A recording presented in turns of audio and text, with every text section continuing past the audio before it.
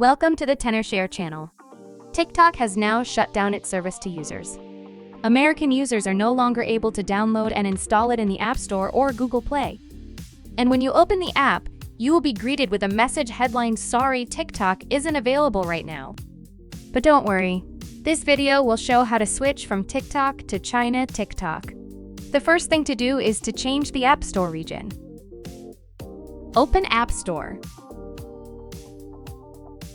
Tap on the user's avatar at the top right corner.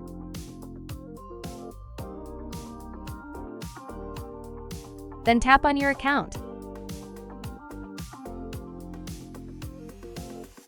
Click on Country or Region. And change it. Select China Mainland. After confirming, you need to fill in some information. Choose None for payment method. Then follow the prompts to fill in the address information. Once you are done, click Next. Now your App Store region has been changed to Mainland China.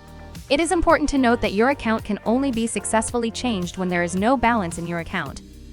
Then you can download China TikTok. Next, I will show you how to sign up for a Chinese TikTok account. Open Douyin. After setting permissions, it will automatically pop up the registration page. Select the country code.